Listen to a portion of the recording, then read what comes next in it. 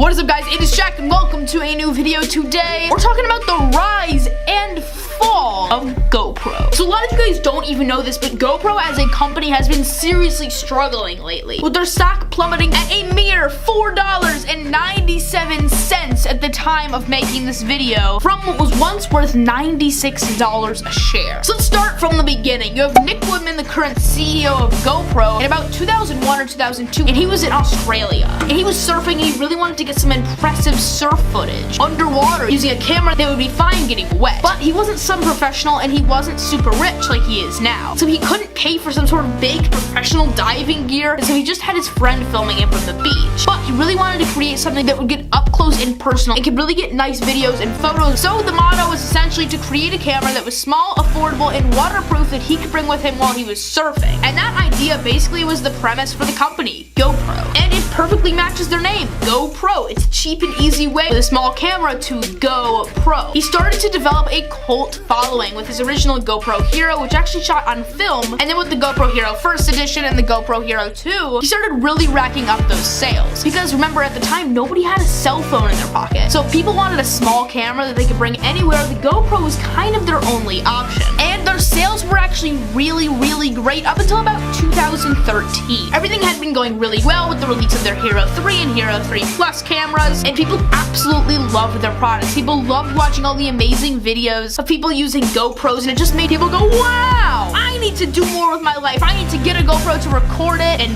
be a hero. And that all worked great until in 2013 they decided it would be a good idea to go public. And what that essentially means is that they'd start having to turn in earnings reports every single month because people would be allowed to invest in the company. And that's why you can actually look at their stocks right now on the stocks app or on Google and see where they're at in real time. And that puts a lot of pressure on the company. But since they were such a big company, they felt it was time to go public and no longer be completely private. So that's what they did, and originally it was great. Their margins kept getting higher month over month, the growth was great, and it started at $24 a share, making the company worth $3 billion, and at its peak, it was worth $96 a share, which is just amazing. That is the show of a true big technology company. But then a couple things happened. For one, there were a lot of new cell phones that came out and were waterproof, essentially meaning you already had a camera in your pocket that you could bring underwater. Plus, with iPhones and Android phones, cameras getting so much better, they could really easily compete with the really high quality GoPros. And not only were they great, but they were getting better and better. Every single year, all of these phone manufacturers were making better and better cameras. Well, if you look at something like this, the GoPro Hero 4, which came out in 2015, and then you look at their brand new GoPro Hero 6, it's really hard to even find a quality difference. Because GoPro just isn't innovating like some of the other tech companies were. A lot of people were like, okay, I already have a camera in my pocket, my cell phone, and if it's not waterproof, why don't I just buy a $30 waterproof case and hook it up to my chest or onto my head? And then I only have to pay $30 instead of $500 for a GoPro. Then I have to take the SD card out of and sync to my computer, or maybe I'll download an iPhone app so that I can Wi-Fi it to my phone. But wouldn't it just be easier to have it on your camera roll so you could just immediately upload it to Instagram or Facebook? That's the dilemma people were having in 2014, and it's the reason GoPro sales started to plummet. The second thing GoPro did wrong that I think actually was the biggest deal in the long run was their acquisition of a lot of people who worked at HBO Sports, because they wanted to diversify their company. They wanted to become a media company so that they could produce content like Netflix. Yeah, that's what GoPro wanted to do, just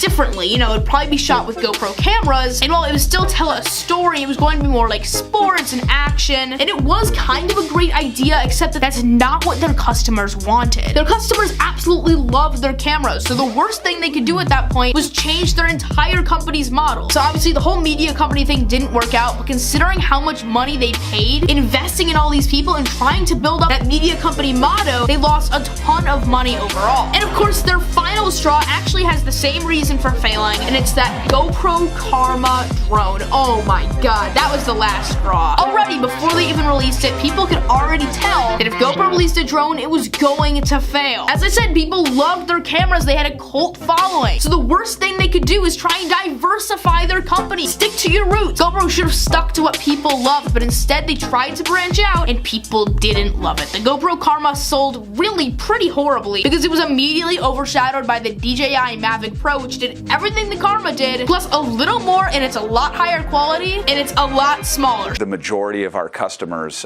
more than 4 million a year, of our customers are looking for us to make great cameras with a great app experience, and they're subscribing to our subscription program.